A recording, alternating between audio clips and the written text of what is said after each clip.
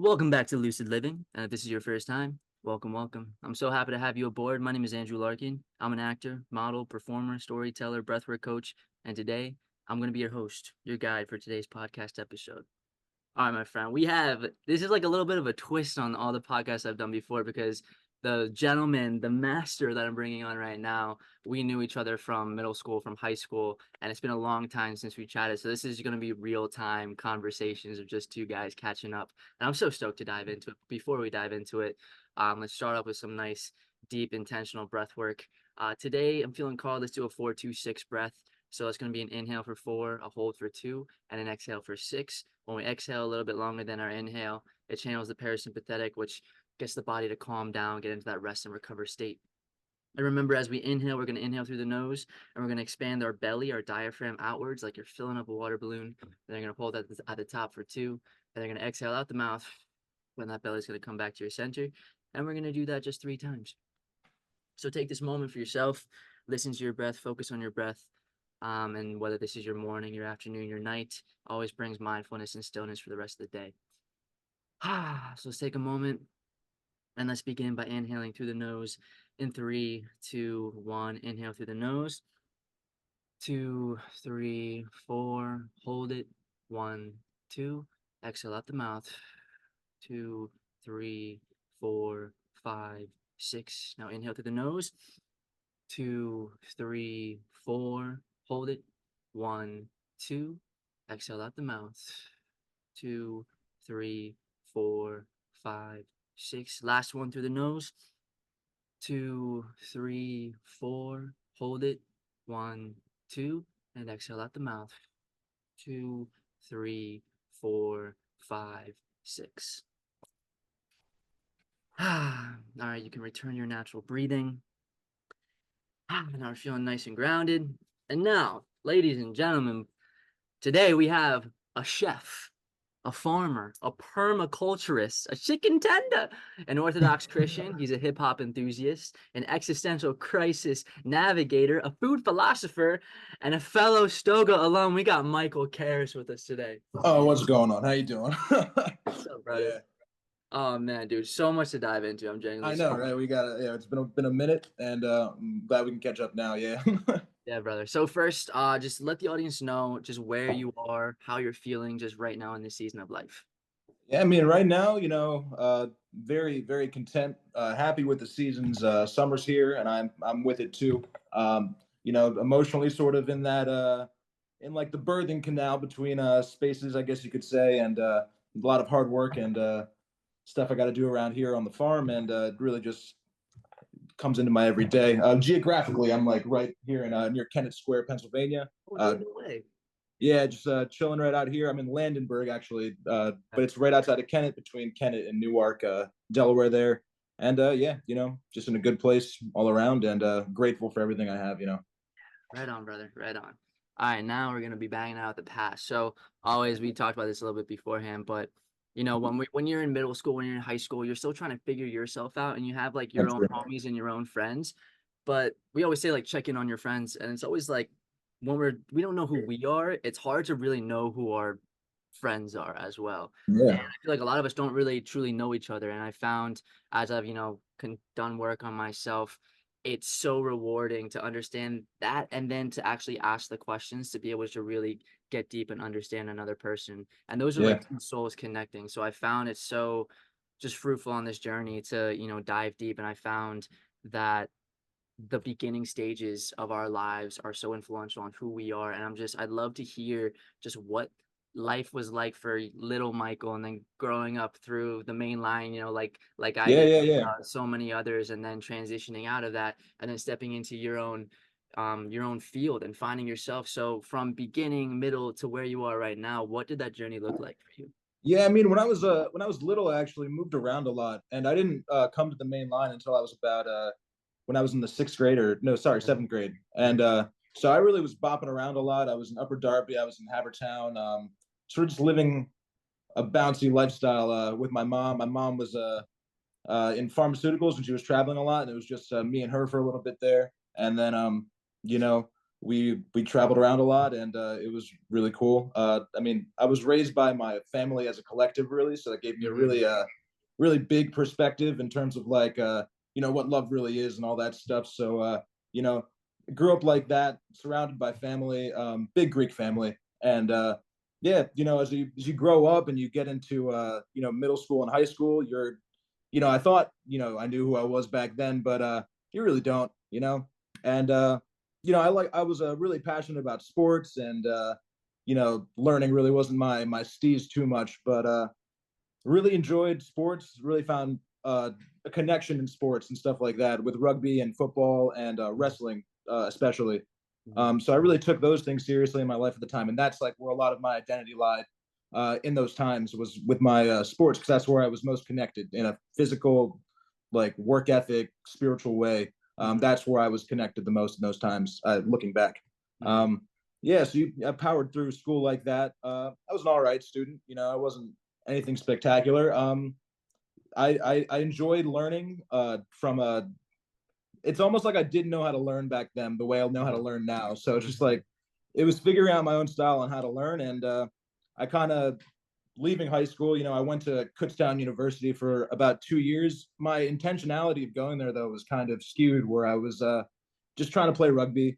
I didn't even think about school. I was just like, I'm gonna go play Mm-hmm. rugby at Kutztown and do that. And it was a skewed sort of mindset on school in general. Anyway, just going from high school to college. I was in college for 2 years, and it was actually a year and a half, and I was just scatterbrained about like what I was doing. I was like, I tore my shoulder, and all of a sudden I couldn't play rugby, and I had a freshman season where I couldn't even play. My sophomore season came around, and I was finally healthy, but then I was like, what am I really doing here? Um, and basically, I've always had this passion for cooking since I was a young kid. Growing up back then, my mom owned a creperie, and I was sort of enveloped in that space a lot. Mm-hmm. When I was very, very young. She sold that and then got into pharmaceuticals. Um, but I was surrounded by restaurants and my grandmother's cooking and all that stuff when I was growing up, and it really had a really big influence on me, and I didn't even realize it. And I would cook for my teammates up at Kutztown, and one day this kid Ryan Nolan, he was like, it's like, dude, you should just like do this like all the time, like you're pretty good at it. And it kind of planted a seed in my mind, and the ball started rolling with that. I'm like, what? Mm-hmm. I mean, I love rugby, and I like the people I'm with, but this environment's just not it. Anyway, I had this big epiphany one day where I was like, I could do so much more. I have my skill set's not aligned with where I'm at. Like I'm in the middle of nowhere in Kutztown, Pennsylvania, and I was like, I'm suffering. Like this is not it. And yeah, I gathered the courage to be like, I need to leave, and I need to pursue cooking as my career. That's what I was focused on now. I'm like, I need to be a cook. I was watching the Chef's Table on Netflix. I don't know if you've ever seen it. No, It's but a yeah. it's a crazy like perspective show on like all these like Michelin star chefs basically. I got And I was just like, that's what I need to do. I need to do that right there. And there was this one guy in particular. His name's Dan Barber, and he's a like a farm to table expert. And I was like, I'm gonna follow that path as much as I can. I was like, maybe I can work in his restaurant one day. That would be awesome. Um, but basically, after that, I dropped everything. I left school. I went back home to Wayne. I started working at Bahama Breeze outside the King of Prussia Mall. Dude, that was the spot. I love It, Bahama Breeze. Yeah. yeah, like yeah. So I mean, humble beginnings, but Mm. yeah, that restaurant was my first like real restaurant that I worked at ever since I was younger and hanging out in lunch Wait, trucks and stuff. were you a chef? Were you a cook there, or were you like a I server? actually I got hired. So I was like, they didn't want to hire me on as a chef because I was 18, or no, I was 19. I was very like antsy and ambitious, and they didn't want to hire me on as a chef. So they put me in the prep side of things, and they put Okay. me on as expo, which is just like directing the kitchen. Yeah. And it was just hilarious to do that from my point of view, because it's just like I'm telling the kitchen what to do as like this Yeah, you're the 19-year boss. old, and it's like Mhm. yeah, and then I have like the fry guy yelling at me, and the grill yelling at me, and they're like I'm just like barking orders at them, but I'm like, my disposition's always really calm, so I'm just like trying to negotiate like peacefully when Mm. like it's like war in there. And Mhm. yeah, that was a fun time. But I just used that job to save up for culinary school basically. Mm. And yeah, then I took myself to New York after that. I worked for about 8 months there, and then I in October I enrolled into International Culinary Center of New York City, and that's where I something like a light bulb went off as soon as I walked in that building. Like, I was talking about like I didn't know like how to learn when I was in high school and middle school, like, and all of a sudden like everything clicked. It was like the tactility of the learning style there was so crazy, and it's a intense.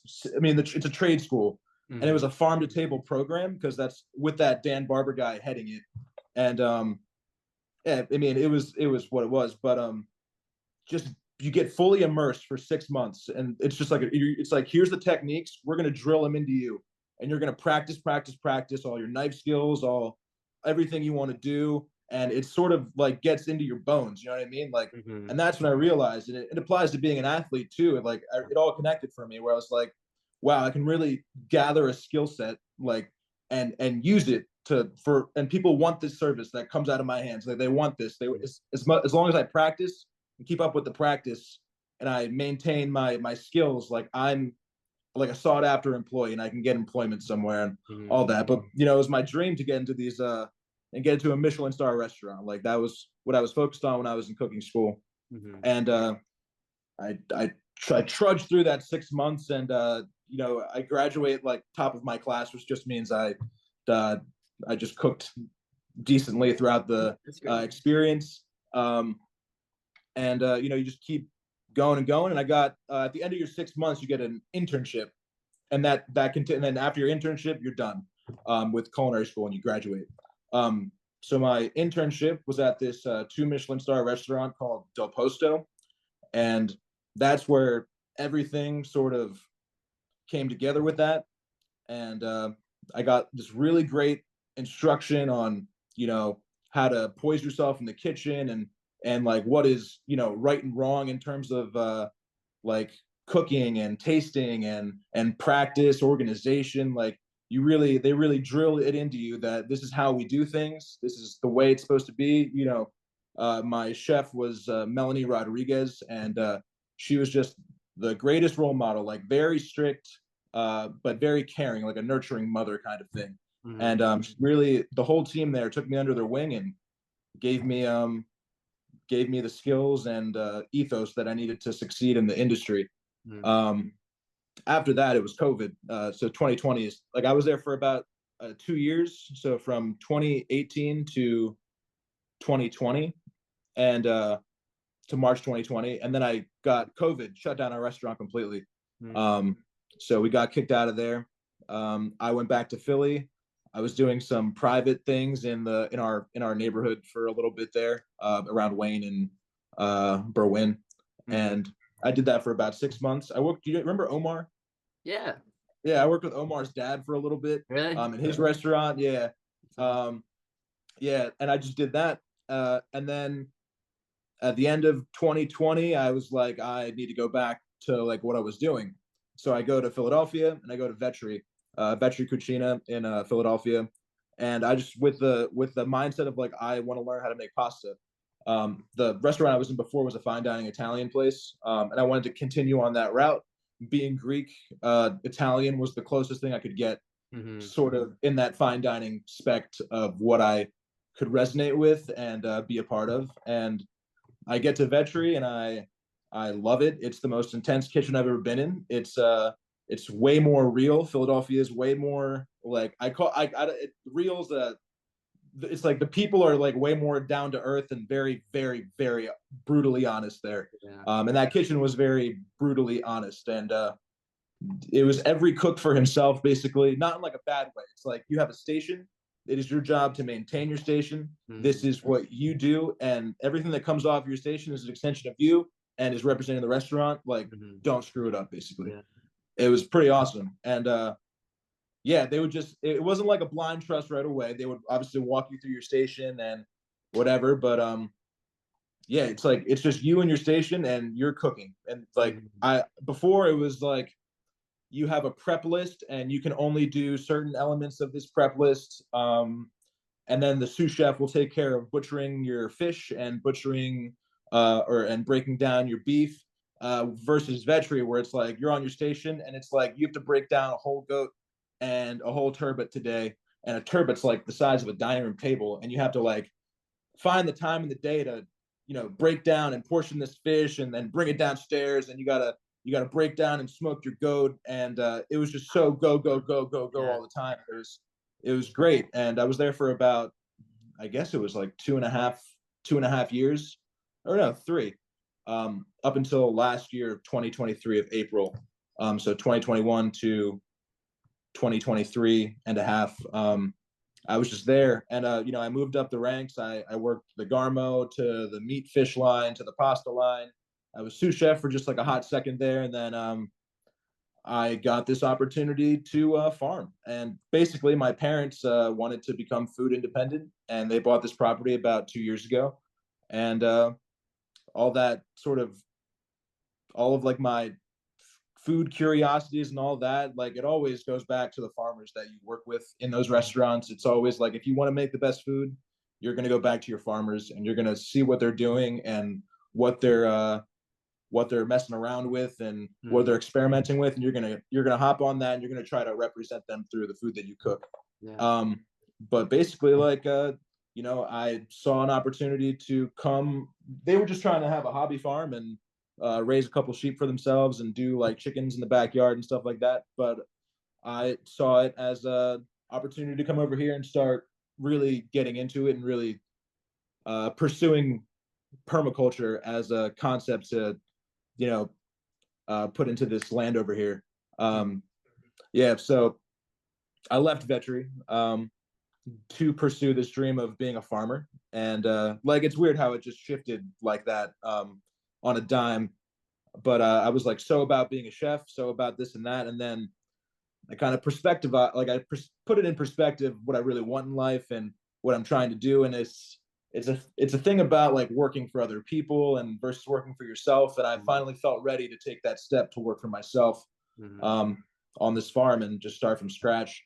Um, yeah, so now I'm raising chickens and raising lambs, and we're doing intense rotational grazing to bring back our pasture's health. And we just started up our first market garden this year, and you know things are great. I feel blessed and I'm happy, and that's kind of like where I'm at right now. It's been Yeah. about a year and some change since I've been here, and you've seen a lot. I've seen a lot of progress since I've started, just in doing intense rotational grazing and raising sheep. Our flocks increased by like 20 since we've started.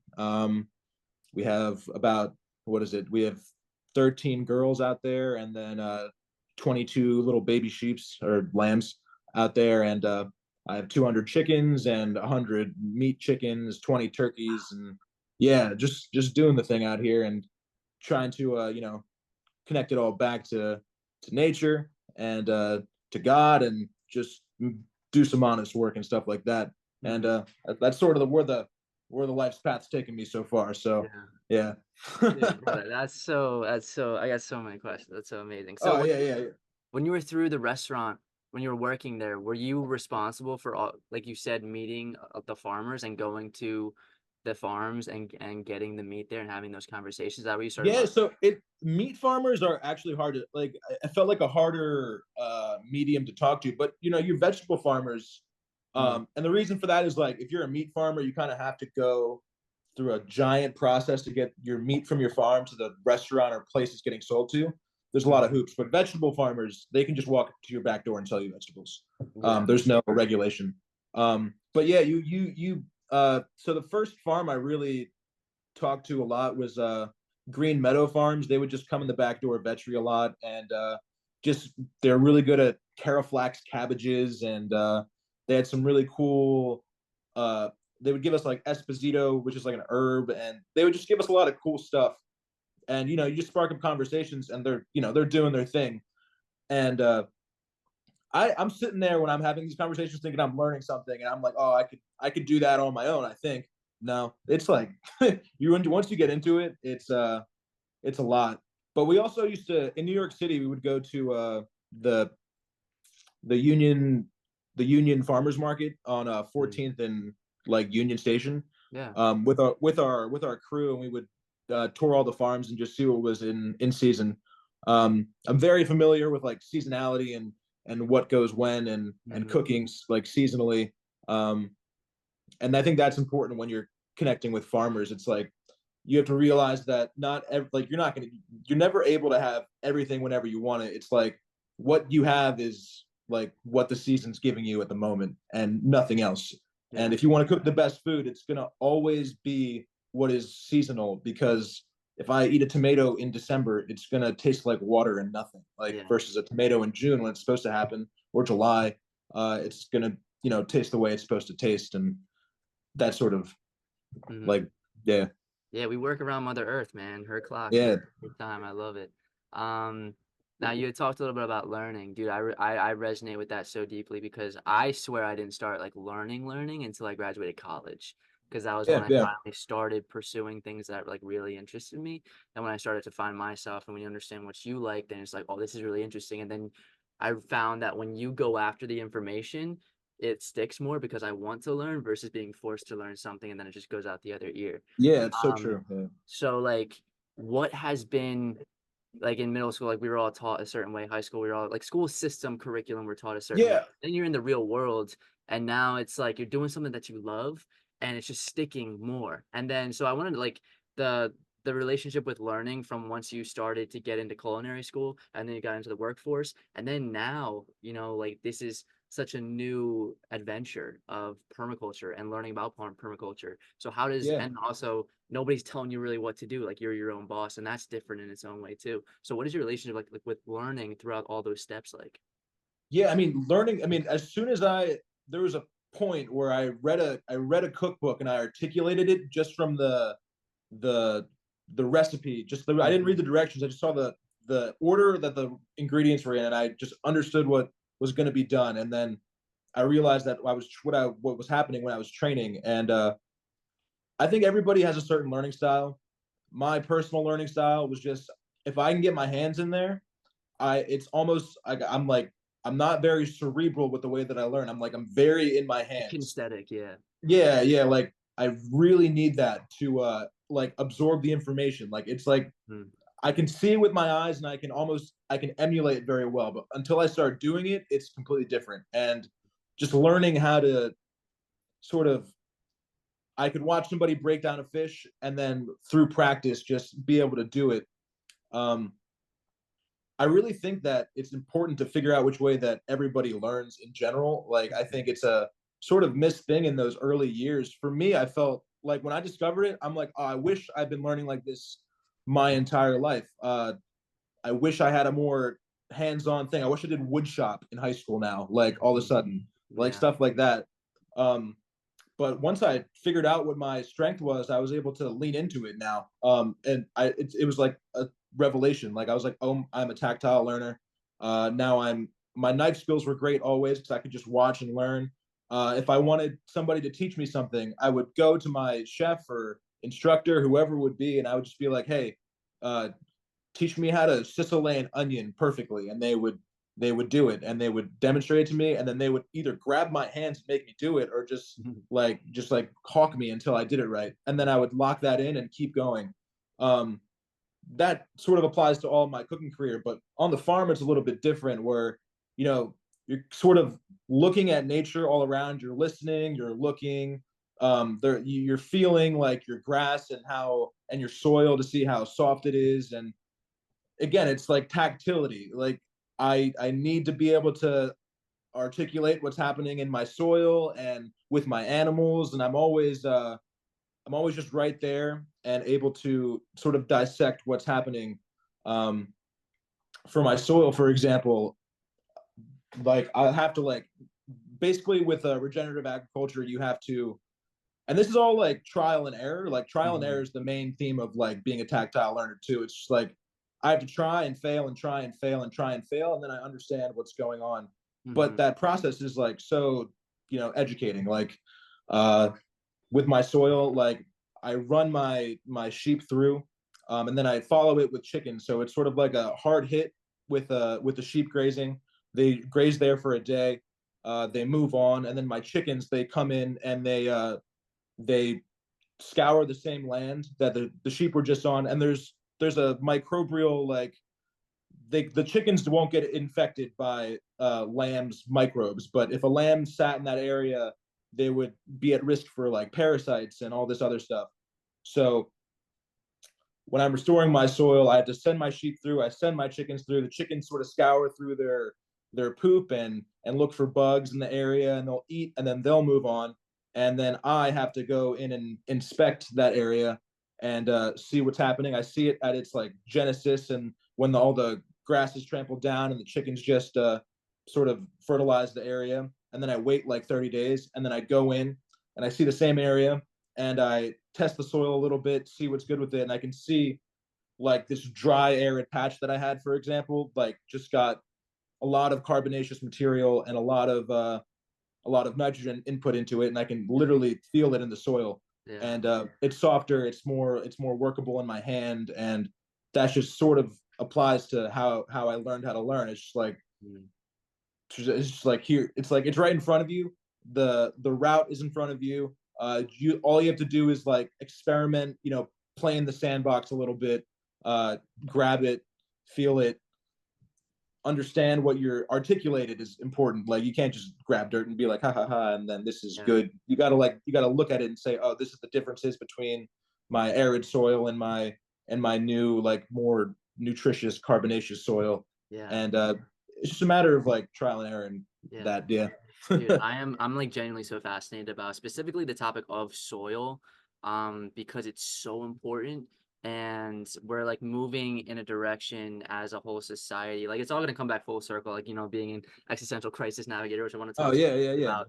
But there's the state of the world and how like I went on this huge health journey where you start from like eating a bunch of candy to start eating whole foods, and then you're eating whole foods, you're like, oh, I'm being really healthy, but then you're eating a bunch of fruits and vegetables that are made in labs or in really unnutrient dense soil, and the Yeah. quality of the soil isn't what it used to be. So I saw something where it's like it takes like 8 oranges or something to get the same nutrients as Yeah. one orange from like our grandparents, years ago. Yeah, that's so So true. Yeah. if you want to like, if you have any like inside knowledge of like the importance of soil and just the world Yeah. of soil, I'd love to hear that. Well, we are what we eat, and we are what we eat eats, no Yes. matter what. You know what I mean? Like that's a famous Dan Barber quote. Mm-hmm.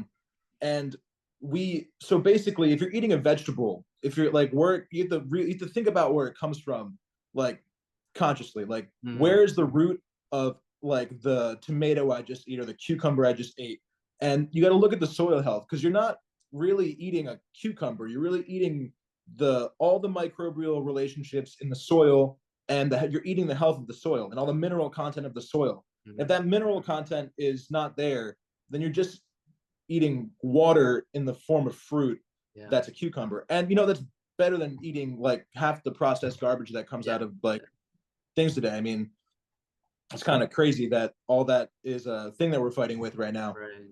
But yeah, soil health is the most important thing. And with my practice, it's solely about the soil, like nothing else. I mean, truly, the soil is the basis of everything in our lives. Like you can even say that we are the soil in a way.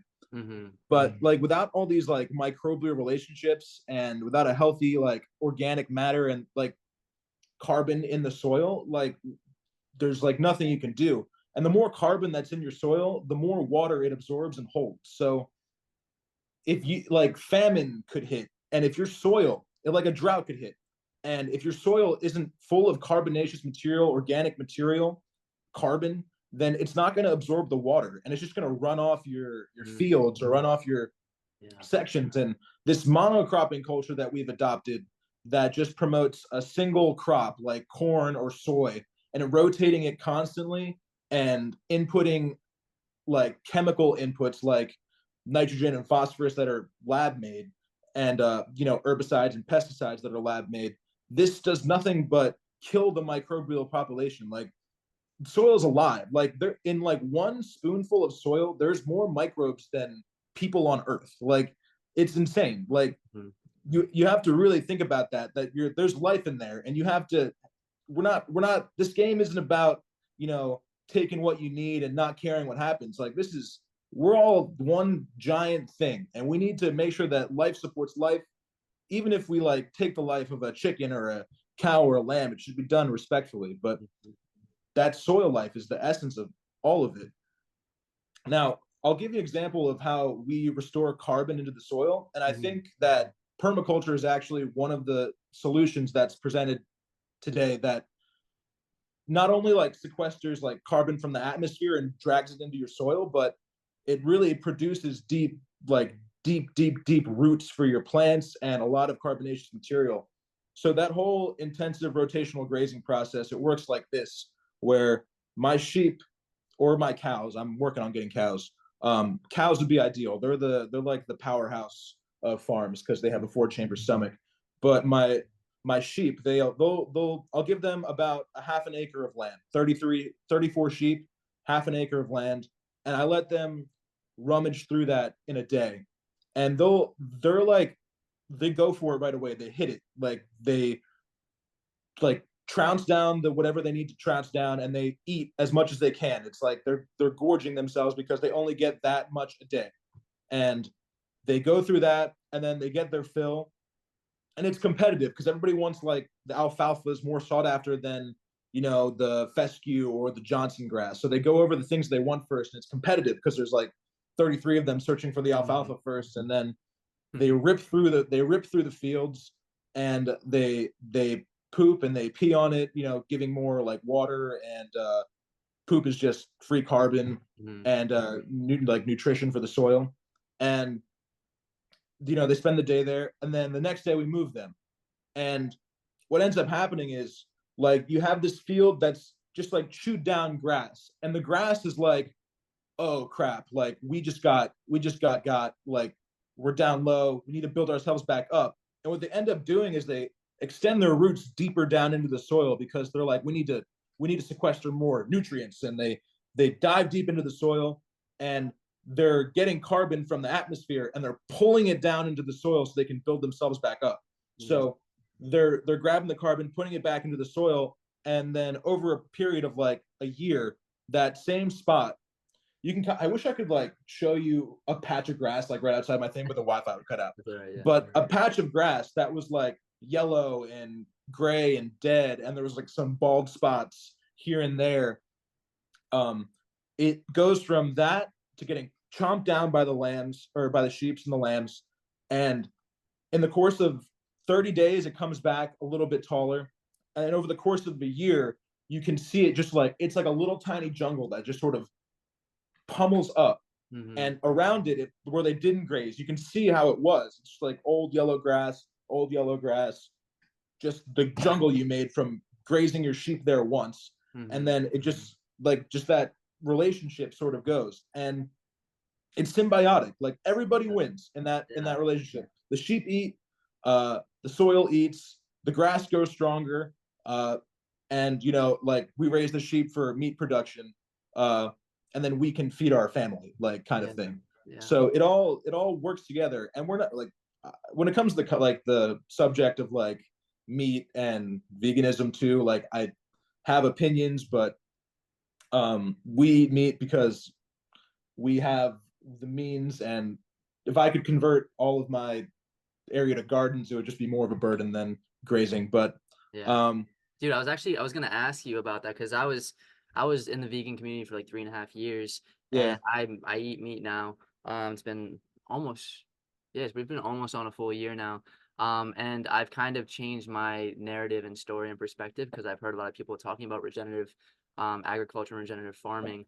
And I guess like what would you be willing to like share for somebody who is really just against? And I feel like it the vegan community is it was hard sometimes being a part of it because there's so much anger fueled with just the activism for animal rights and just yeah, like big corporations. And like you're a farmer and like you don't probably agree with a lot of like monocropping and like different other kind of farming and big corporation farming that's like doing so much damage to the environment. But farming done right, farming done intentionally, from my understanding, is good for the community around you, good for the environment as well, and it just flourishes in so many different ways. So what would you say to that, to anyone who's I like, don't disagree with the ethical standpoint of veganism. I really don't. I think you can get lost in like that, being like, oh, this is ethically honest, this is ethically right, because it is terrible to kill. Like, it's terrible to kill a sheep. Like, yeah. it's terrible to kill a chicken. It's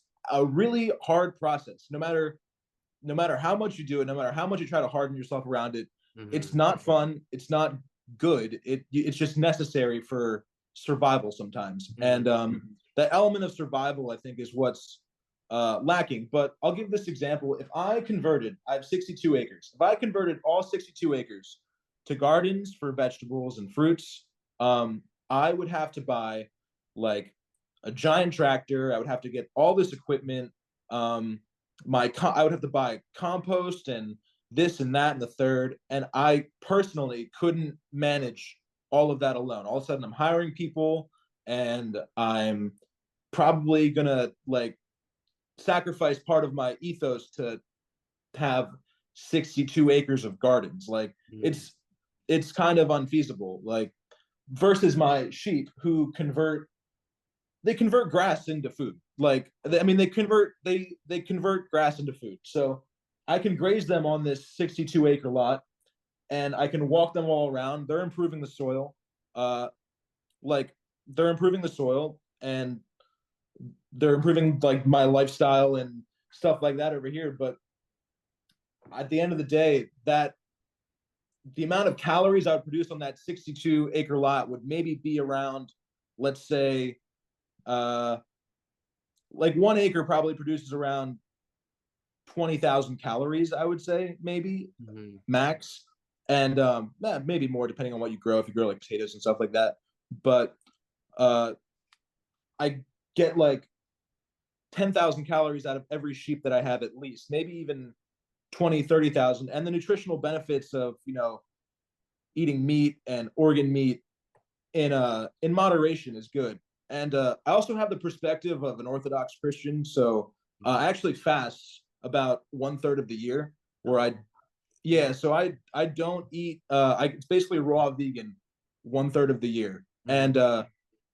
I keep that like straight, so I don't feel as like guilty, I guess, when I do eat meat. It's like a very respectful point to point thing, Hmm. and there's no waste. I think food waste is a big conversation point in that like debate too, where it's like we eat meat, and we're so excessive in how we eat meat that we demand it so much, so the factories have to, you know produce cattle at this alarming rate. And I disagree with that practice. Like, if I had to choose between eating a cattle that was raised on corn and grain, and somebody who's doing intensive rotational grazing, or just like has paddocks and fresh grazed cows, that's a completely different conversation. Yeah. But I think vegans and, omnivorous people need to come to an understanding that there are proper farm practices and there's improper farm practices. Hmm. And instead of, butting heads against each other in like stupid debate, which is kind of what like that entity wants. They want you to butt heads and argue amongst yourselves, instead of identifying like, hey, these farms are like just doing the most blasphemous practices, and all of their cows are being fed grain. Cows can't eat grain, FYI. They just can't. Hmm. Like, it's just not. They can't digest it. Period. And they end up getting diseases, and then that disease results in the intervention of drugs and pharmaceuticals, and it's this sort of cyclical backwards thing where pharmaceutical companies benefit from cows being sick and benefits from humans being sick, and it's just this cyclical thing. It's like, you eat the cow that's sick, you get sick, you go to pharmaceuticals, cow gets sick, it goes to pharmaceuticals. And I think, as a group, just we need to get together and be like, hey, these are the bad practices. Let's identify the good ones, and we can live in harmony. Like, Yeah. you know what I mean?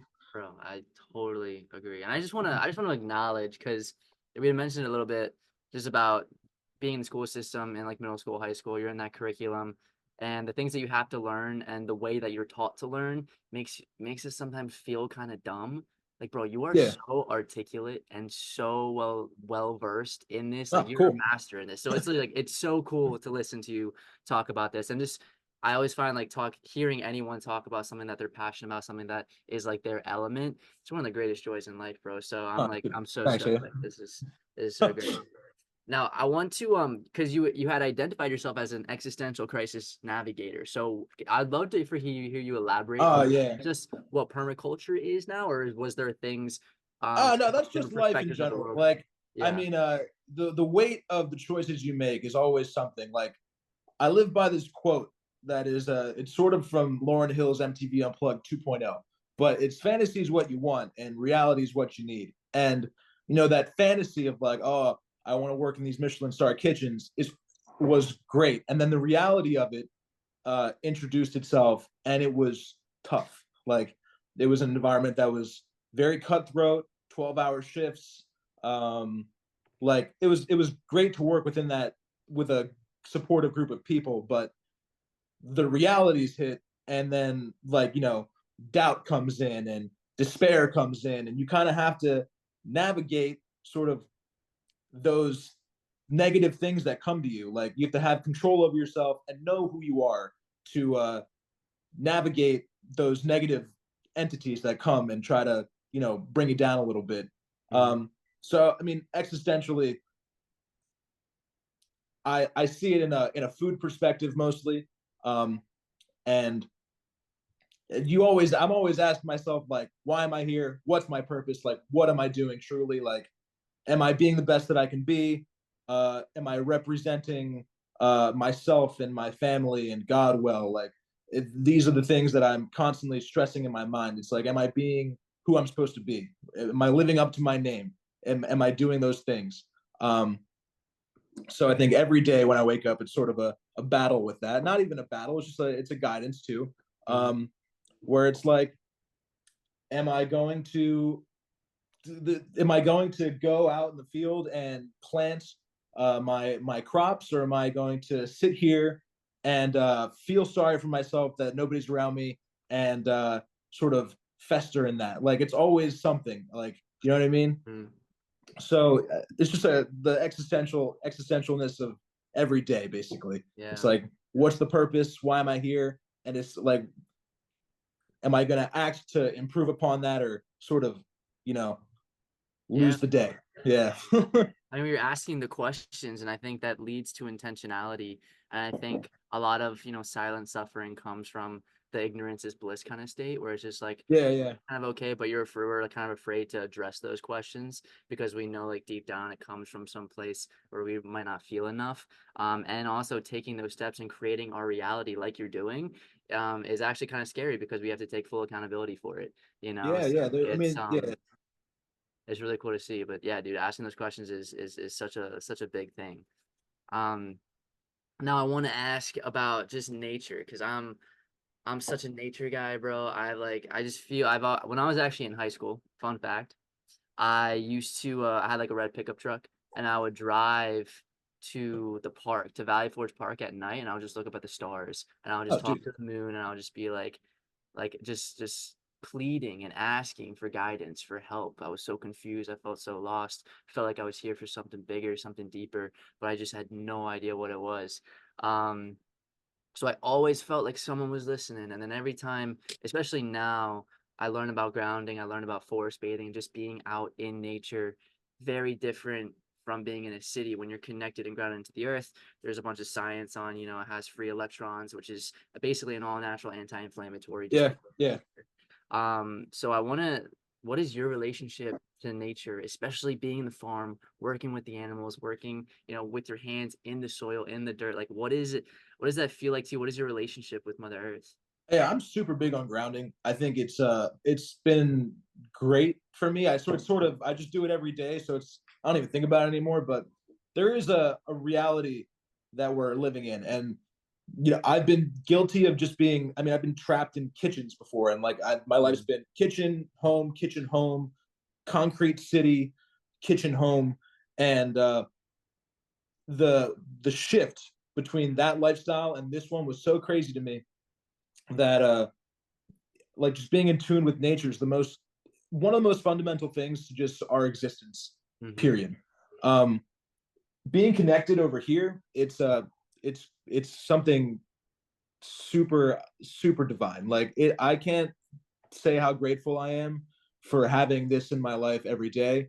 Mm-hmm. Um, that being said, I think there's always something that fights for you to like stay inside. Like there's like that little evil part of yourself that's like, no, no, you have to go outside, like stay inside. And you know, you have to beat that every day. But uh going outside here, I mean in Landenberg, it's just full circle. We have a lot of species of birds, a lot of wild birds. Mm-hmm. If you wake up at 5 a.m. with the sun, you can catch like this gigantic symphony that just surrounds you of just birds chirping and them like swooping down in because we have a lot of swallows that eat bugs in the pasture, and they're just swooping down and they're like right by you, and you just hear it all happening. We have a lot of forest that you can walk through, so I like to take walks in the forest and sort of just get in touch with it. But you this in this era that we're in where everybody's so in their technologies and in their phone, it's so easy to sort of not be stimulated enough to walk through the forest. I've noticed, especially with like the younger generation Yeah. that I've seen like visit here. um I don't know, like I try to make it a point to be out there without my phone for like 8 hours a day. Like I don't even bring it out. Like I just leave it in Yeah. the house. And but I wasn't doing that at first. And like just that attachment to something else is will distract you from being connected with nature in general. I think that's something that's the current generation is struggling hardcore with. Like Mm-hmm. our attention spans are just getting shorter and shorter or something. Scary. Yeah. Yeah, man. Now, I interview a lot of like my creative friends who Mhm. are, in performance or just in different kinds of art, and they look at the and I feel like artists come in all different, shapes and sizes and forms. There are so many different kinds of art and forms of art. And you're the first person I've ever had on and really honestly, truthfully had a conversation. I don't really know any other chefs or cooks. But cooking, dude, is a full-on art form. I remember when I was in fifth grade, actually, I bought a cookbook and I was like full into I went sixth grade, I went through a baking phase and like I was deep into Food Network, bro. Yeah. And there's like a finesse you bring there. I always feel like there's like a difference between a cook and a chef, where a chef can like I don't know what that is, Yeah. but like there you give it like your own personal flair to it. And I know when you're in a kitchen and you have other people who are making the certain menus, like this is how this food is prepared, and then you just basically are kind of just doing your part and then handing it off.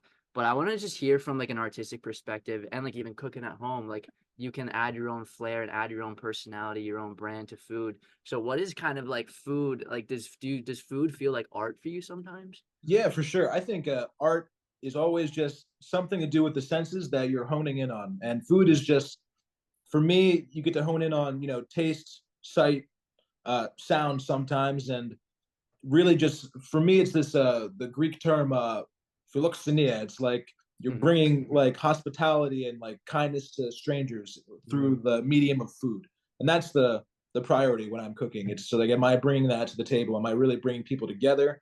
And what is my food representing? And having a food like philosophy about like, am I representing? You can get caught up in arrogance in the cooking industry very easily, and if you have an ego with your cooking, it's usually about you.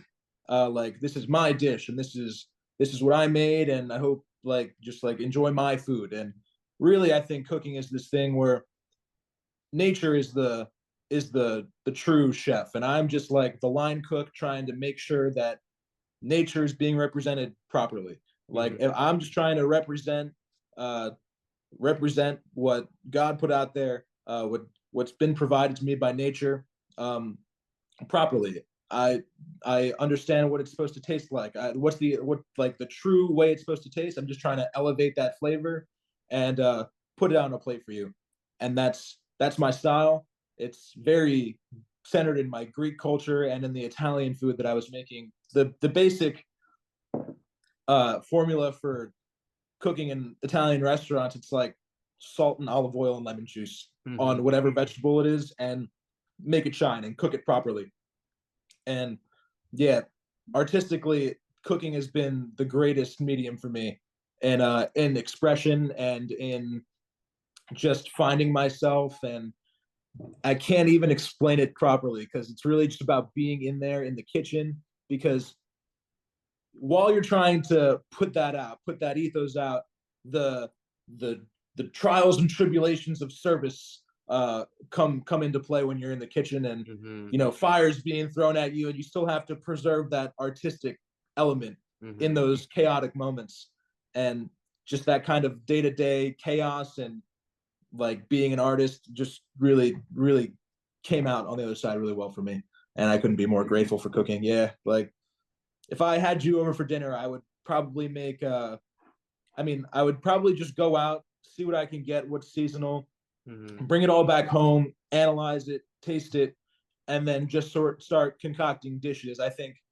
you think about it ingredient first, and then you have like sort of vehicles. Like I like pasta as a vehicle to carry seasonal produce. So I couldn't tell you like a pasta dish that I make, but I could tell you that I would go out, see the ingredients that are available to me, come back home, and then make a pasta dish with those things, Yeah. and be able to make it composed and like very special and Yeah. personal. You know what I mean? Mm. And I could do the same thing with representing a a cut of meat or whatever. Those are just sort of blank canvases for you to fill in the blanks creatively with like you know the things that you're given Yeah, that's by so nature. cool. Yeah. That's so cool. Now, what was I guess in the beginning, was there like a main joy that came from, because food is also food is like this beautiful link too, especially in different cultures where food Yeah. is, which is why like eating disorders are such a thing, because like we can't not eat food. So sometimes if we have a bad relationship with food, like we can't run away from it. And Yeah. food is always like, yo, what's up, buddy? Like, let's go grab some lunch. Like food is a part of life, you know? But I feel like when it came to like starting to cook, food, what was like the thing that was like, this is it? Is it making something and seeing someone's reaction and then and being received in that way, like, oh yeah, this is amazing? Is it the artistic play from making the food, the community of cooking with family or friends? Like, was there a Yeah. certain thing that got you in? Yeah. It's sort of like for me, it's like the making, like turning ingredients into something completely composed to me was just like the best part of it. Like it's like making something from nothing.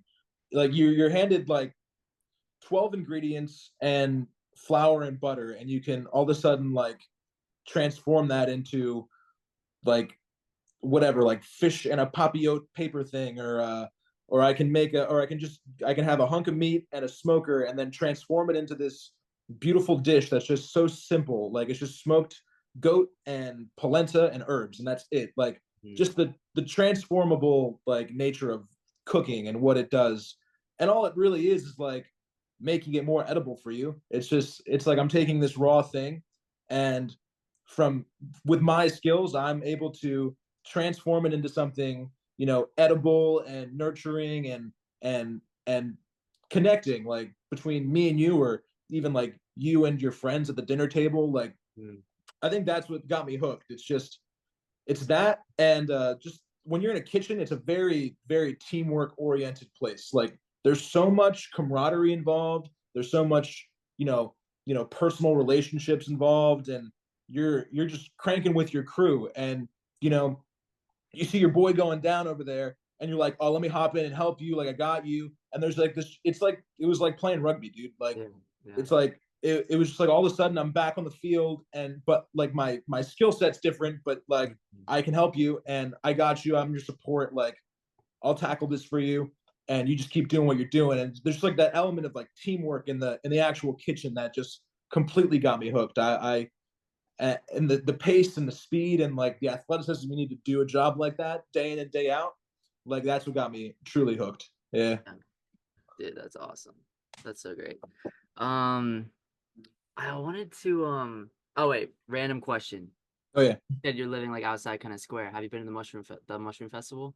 Yeah, I was there this year for one day. It's pretty nice. Yeah. Yeah, I went there once a couple years ago. It's pretty wild. Like, and also just hearing a bunch of the farmers talk about mycelium and just talk about like Yeah. like they nerd out about it. I love it so much.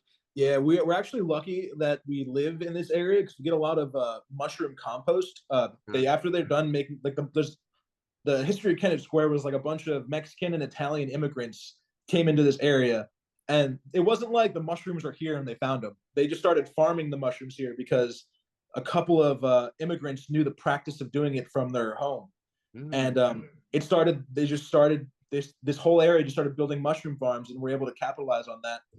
And it's really cool to work with them because they get in fresh compost and then they grow their mushrooms and they can't use the same compost twice for quality control. So they have this like mushroom compost, and they basically are just like it's the cheapest compost you can get around here because it's just spent compost from where mushrooms grew in, and the mycelial network in there you can like still see it. It's dead. It's dead because it's been used, but it's like a great compost for like little farmers like me that we can use in our gardens. yeah, Yeah, that's awesome, bro. I love that. yeah.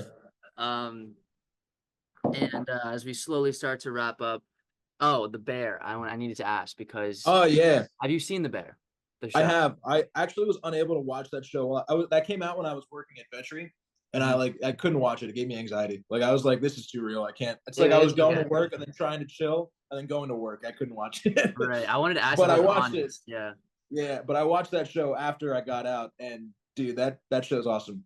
that's great. Yeah. Cool. Yeah, there's just one episode that I would say reminded me of my first kitchen where it's like you watched the second season? Yeah, yeah. Yeah, you know that episode where Richie's like in the restaurant doing his the stage Mhm, at the three Michelin star place in mhm. Chicago? Yeah. Like that reminded me so hardcore of my first restaurant, the Del Posto one in New Wow. York City. Yeah. Yeah, like that's what it was like. It was like everything on time, everything in its place all the time. Mhm. Just like keep it like that. Like every second counts. Like yeah, Ah, yeah. that's I so do love cool. that show now. Yeah. Yeah, that's awesome. And final question, at least for this section, because you had talked about a little bit about spirituality, about God, about also philosophy, and just Yeah. hearing you talk, you just being super self-aware. What was kind of the journey of like personal development? Like, were you reading books? Were you just living life and just asking those questions a lot and finding answers just by living and being and doing? Did you have like a dark night of the soul that you were going through and then came out? So Ah, what was yeah. that journey like? Yeah, much like you. I mean, it was a lot of talking to the sky, asking for a response, and Hmm. um, you know, I I I think I've experienced periods of grace and periods without grace, and you know, I think that this life's a really big journey. I mean, I don't think this is it. You know what I mean? I think Hmm. there's more to life than than we could even imagine, that we can even comprehend. And uh, you know, through Orthodoxy, I guess I was raised in that church, like being Greek Orthodox, and like if you go to Greece, it's a very Orthodox place. Like once you leave Athens, and I've always had those roots there, and I think I got lost for a second, like a little bit, and you know, I remember like I was lost in the world, like doing my own thing, and I had this dinner where my family came, and they all like I had this event at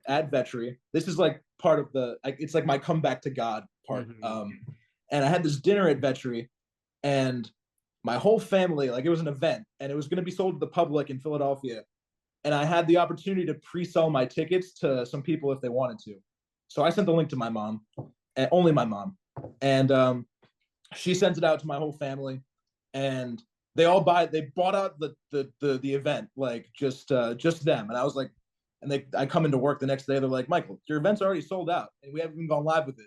I was like, oh, what do you mean? And then it just turns out my whole family bought out the event, and yeah, I had that event, and I just sort of looked at them in the room, and they're all like so happy and so proud of me, and I sort of put my life in perspective and how I was living, and it wasn't the best, you know what I mean? Like I was my life was firstly dedicated to work, like and my skills, and that was like my priority, and I soon came to realize that like there's deeper things at hand than my ability to cook. Like I'll always have an ability to cook, but I was so obsessed with my work. It's like all of a sudden I just saw the 2.5 years that I had been working at Vetri like go by in a snap, and it didn't matter anymore. And I was like, wow, like these are the people that care about me and that matter.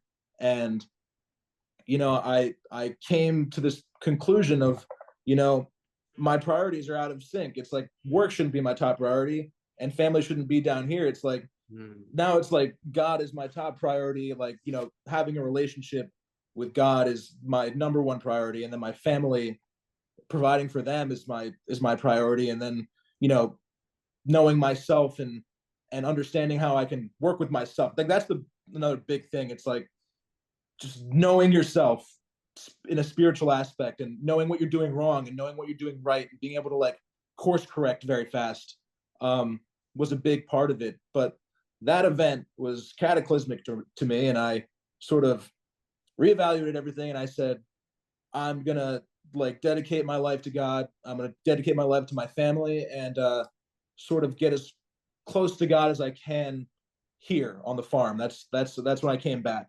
Mm. There's a story of the prodigal son who was, he was living with the pigs out in the city, and he wants to come back home, and he's like, I'm not worthy to come back home. And I felt the same way. I'm like, I don't deserve to come back home. I haven't been the best, and I'm sitting there. I'm like, I don't deserve to come back home, but maybe I can just go, and my parents will let me like work the farm, and I'll be okay then. And the prodigal son goes back home. He walks back to the thing. He's walking over the hill back to his father's property, and his father's like, "Oh, I'm so glad you're back." And he wraps his arms around him, and he gives him a ring and some shoes and a robe, and ties him up tight. And he brings him back into the house, and cooks him up a good meal, and the rest is history. I kind of felt the same way, where it's like I was lost for a second, like spiritually. Like maybe I had the world and my cooking and this and that and the third, but I was lacking that spiritual aspect, and my grace was gone. You know what I mean? So I came back, and I really, really like. I mean, I looked at my life. I looked at what I want. I came to the realization that I want, a family one day, and kids maybe. And I can't achieve those things if I'm, working and prioritizing my work life or that. But if I can, come back and provide a life for my family now, and hopefully by the work I'm doing now, provide a life for my family in the future, like I would be doing, things aligned on the path of God. Mm-hmm. So that's sort of the way it went there. But Yeah, yeah. that's beautiful, brother. That's amazing. Ah, man. Now we dove into the present, we dove into the past. Now, tell me about the future a little bit, the dreams, the goals, the aspirations, plans with the farm. It could be specific things, or it could just be, general feelings of what you want to experience, in these next, and like future is so interesting. It could be the next week, Yeah. next month, next year, next 10 years, what kind of dreams do you have, as you slowly start to continue on this journey? Yeah, it's a tough question, because I try to get in the present moment as much as possible. And I don't know, in the future, I just hope to, be able to keep my farming practice up, keep improving the soil life, Yeah. just keep doing that and doing that and doing that until I double, triple, quadruple the microbial life in my soil. Like that'd be awesome. And I'll continue to keep raising chickens, and I'm looking into starting a squab practice, which is pigeons for restaurants and stuff like that. Oh, cool. So I just hope that I can expand my farm practices. Keep building on different infrastructures and diversifying my assets with different animals and and gardens and stuff like that. Hmm. I hope that I can get the opportunity to start a family someday and stuff like that. But yeah, and at the end of the day, with this farming stuff, I hope that I can feed my immediate community, and eventually like help feed more than my immediate community. And the more I practice with chicken production and lamb production and gardening, and we're working on growing wheat too, like the more I work on those things and the more I get seasoned and practice with those things, I hope the future yields are enough to be able to, provide for myself, provide for my family, provide for my community, and provide for those who need it. And that's all I could ever ask for. Well said, man. Gosh, well said.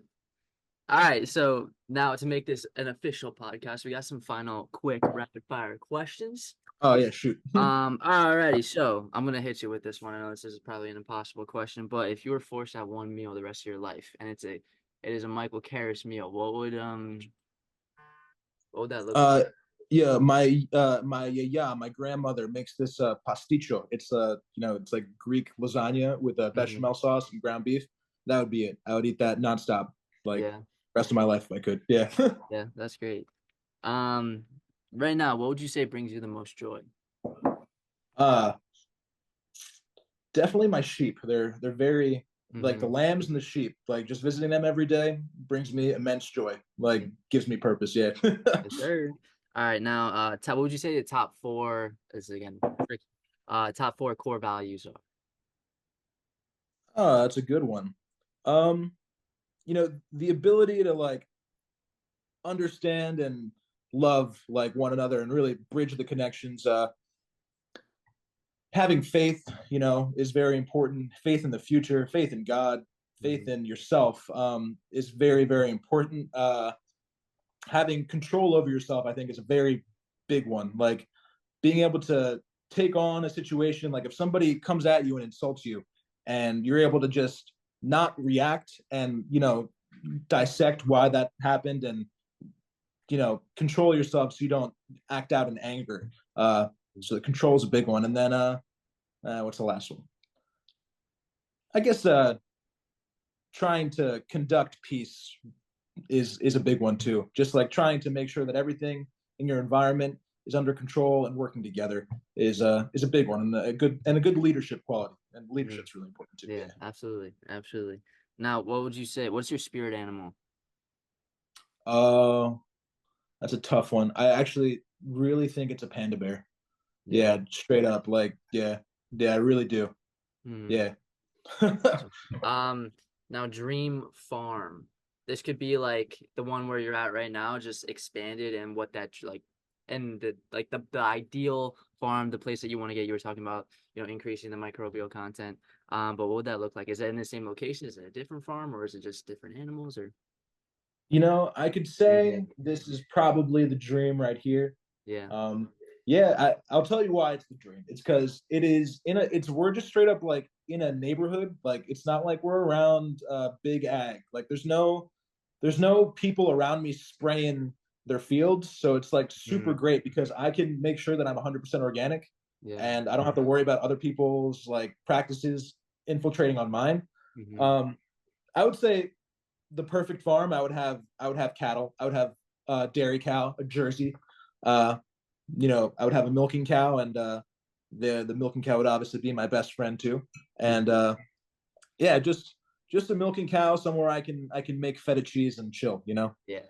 But also, yeah, I would also love like a small scale restaurant on my dream farm where I can just sort Yeah. of do my own thing, kind of low key. Yeah. That would be ideal. Yeah. That's awesome. Now, what would you say throughout all your years of incredible experience cooking, it was like the hardest food to prepare, to cook? Oh, that's a tough one. That is a tough one. You know, mm, I got to think about that because there's so many things that Hmm. are so challenging.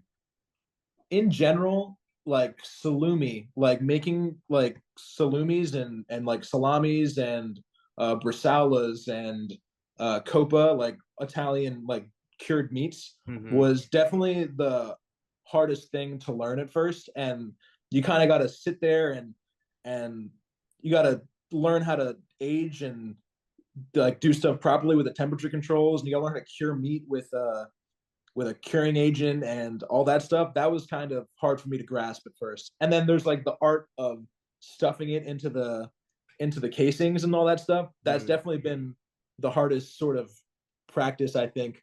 Um, yeah, the hardest like protein to break down was definitely like the turbits. Uh, they were just like gigantic. Wait, turbot or was it? I think I got the wrong fish in my head.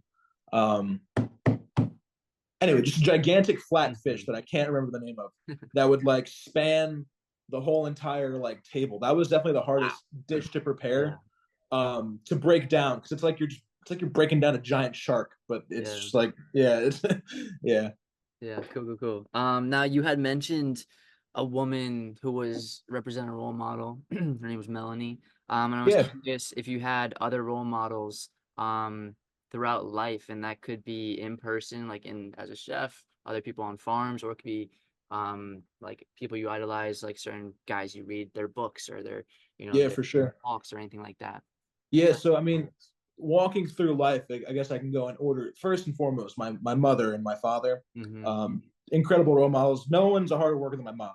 Yeah. I've never met anybody who works as hard as my mom, ever in my life. And I might not be able to express it to her that often, but Mm. truly, like she's my number one role model. Sort of going down the list, it's like Mel was my first big one.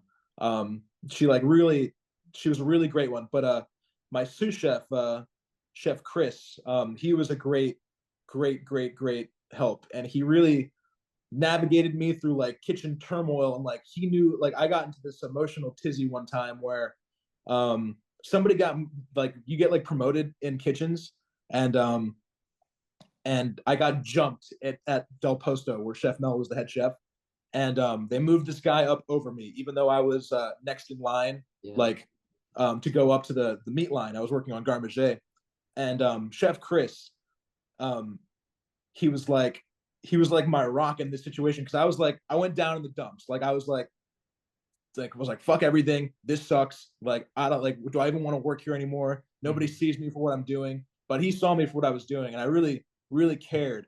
And he pulled me aside. He's like, "Yo, like you need to buckle. You need to like buck up and just sort of take the role that you're going to be given, and sort of just roll with it. Like you can't change what's happening around you, but you can change your perspective and Mm. sort of make the most of it no matter where you're at. Like he's like, you might be at, like I was on Dharma for like 6 months, and then I did another four or something like that. But he's like, you have the opportunity to take control of the station and like, be a leader here.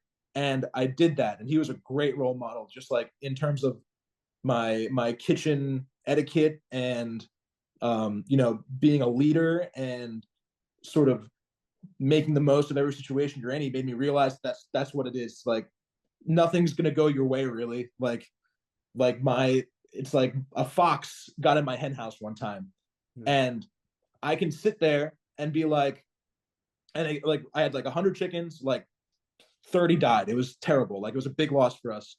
And a fox got in the hen house, and he's like, basically what he gave me was like, you can either like be in despair about like the situation that happened. You can like let the fox get in the hen house and like just kick yourself in the butt and be like, oh my gosh, like my chickens are all gonna die now. Like this is terrible.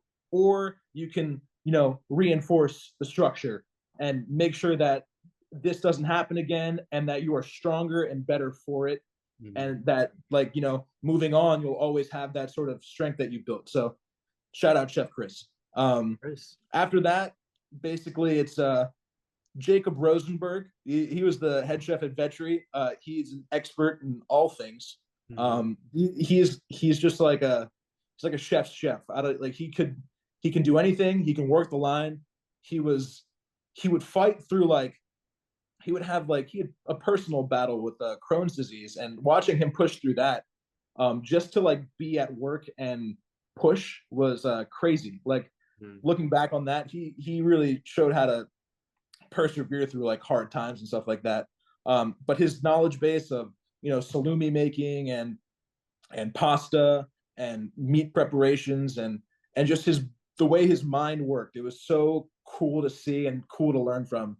So that's sort of the span. They're all chefs, and Yeah. they really just had an impact on me. Farming wise, Joel Salatin is a very big influence on me. Mm. Um, that is like the guy I look to for when I'm doing anything. I encourage anybody to look up his name. Um, yeah, he nailed permaculture. He really spread the permaculture culture like amongst the U.S. very well, um, and we implement a lot of his practices on our farm here. So yeah, I would say that's about it. That's great, man. That's so great. Now, final question for anyone listening to this, who's at this kind of crossroads that possibly similarly, they're stuck in that job, in that work, in that environment that's safe, but not really fully serving them. And they're getting these little Yeah, hits that this isn't what they want to do. And what they want to do is kind of really scary to jump because you're leaving, yeah, comfort to jump into what your lifelong want to do. But there's so much fear that comes into taking that big step. And you went through that and you're on the yeah, other side and doing, so well and have such a great outlook on everything. What would you say to a person who's going through that right now, who's kind of yeah. struggling and stuck in that world? It is inevitable to, if as long as you're practicing and you're dedicated to a craft or your work or something, it is inevitable that you're going to eventually outgrow your environment. Period. Like if I plant a seed in the greenhouse in a little tiny cell, eventually I have to put it in a bigger container. Eventually I have to put that in a bigger container. Eventually it's going to outgrow that container. I got to put it out in the garden. Our goal is to get to the garden. You know what I mean? So we can dig our roots like in the real earth and really be where we're supposed to be. Um, you have to realize that that comes with the moment and the birthing pains of that moment. So when you're making that transition, it's a lot. It's like you're being yanked out of your environment, you're being put in a new one, and you just have to accept it. Like accept that you've outgrown your environment, you need to move on, and only bigger and better things are out there. You just have to keep progressing. You can't be stuck in one place. And if you're not in the right place, you're not in the right place. Just it might be time to go, and you have to keep moving forward and keep pushing. And don't live in the past. Don't look at your decisions and be like, maybe I shouldn't have done that. Accept what you've done, move on, keep getting to know yourself, keep getting to hone in on your craft or your work or whatever it is, and just keep pushing through and moving to a bigger and a bigger and bigger container until you're out in the garden. Mic drop, brother. There it is. Wow. Amazing, bro. Thank you, dude, so much for being here. Before we wrap, though, let everyone listening know where they can find you, where they can support you, how they can possibly learn more if they're interested in permaculture, interested in raising a farm. Where can they find you? Yeah, I mean, you can follow me on Instagram. It's at Karas, Karas underscore carrots, Carrots. Working on all the socials for the farm and stuff. That'll be up in the next couple months, hopefully. But we're the farm on Good Hope. We're on Good Hope Road in Landenberg, Pennsylvania. You can reach me through DMs or whatever. But yeah, open door policy on the farm if you ever want to see the practices. And, you know, yeah. Dude, amazing. And transparency, like you're doing it right. I'm in such awe, bro, because I genuinely didn't really know that you're doing this and that you were in this world and you're doing it Oh, so yeah. I have so much admiration for everything you've done, just the way that you talk about it, the intentionality behind it, the Thanks, love man. you Yeah. bring to it. It's been really cool. So I'm so stoked to have you, bro. Yeah. Come to the farm sometime. I will, bro. I genuinely Yeah. will.